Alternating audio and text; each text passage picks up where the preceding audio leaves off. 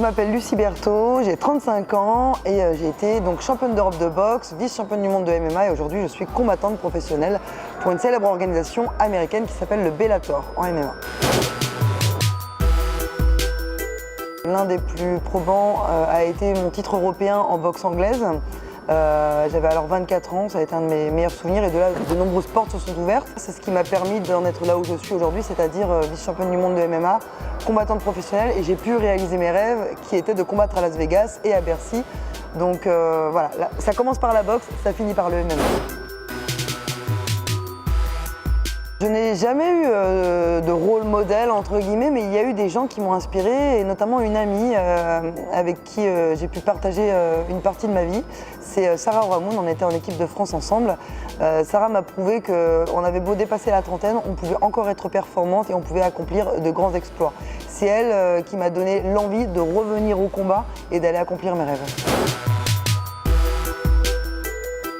Dans ce sport qu'est le MMA, on tombe, on remonte, on tombe, on remonte, on passe son temps à tomber et à remonter. On ne peut jamais rester au sol finalement. Donc c'est une belle métaphore de la vie. Je dirais que les blessures sont un frein forcément sur la route.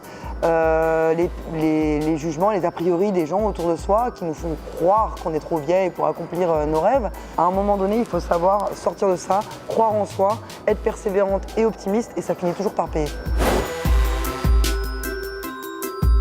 Alors je crois que vraiment il ne faut jamais se fixer de limites, c'est-à-dire qu'il faut croire en ses rêves et plus c'est fou, plus il faut y croire en fait.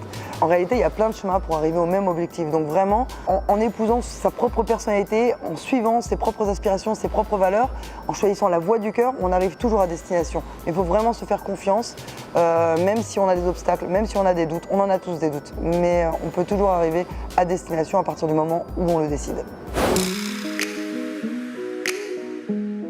Alors c'est une évidence qu'il faut imposer la parité dans la couverture du sport, c'est d'ailleurs un peu une mission de vie que je me suis fixée finalement quand j'étais jeune. C'est-à-dire que quand j'étais boxeuse, on accomplissait des exploits tous les mois et personne ne nous médiatisait, personne n'en parlait. On était dans l'anonymat le plus complet. Je me suis dit la caméra ne veut pas nous, eh bien je vais devenir la caméra et faire la promotion de mes semblables. On existe au même titre que les hommes, donc on ne peut pas nous laisser de côté, impossible. L'un des plus grands progrès qui a été fait dans la promotion du sport féminin, c'est déjà d'imposer au sein des fédérations, au sein du staff des sports olympiques, un quota de femmes. On va voir de plus en plus des femmes arriver au plus haut poste dans les fédérations et donc de là, une politique sportive féminine va se mettre en place. Et puis surtout la médiatisation, on voit de plus en plus de sports médiatisés aujourd'hui. Il y a encore un peu de chemin, mais on est sur la bonne voie. C'est Manon Fiorot. C'est une jeune fille du sud de Nice qui a fait championne du monde en MMA, qui a gagné plusieurs ceintures dans plusieurs grandes orgas. Et c'est vrai qu'on ne la connaît pas, quoi. Donc c'est une femme qui gagne à être connue et qui pour sûr fera de grandes performances. Un vecteur d'accomplissement. La femme se construit aujourd'hui à travers le sport, gagne confiance en elle, s'affirme dans la société et je trouve que c'est un excellent... c'est une belle métaphore et c'est une illustration un peu physique et politique de ce qu'on est capable de faire dans cette société.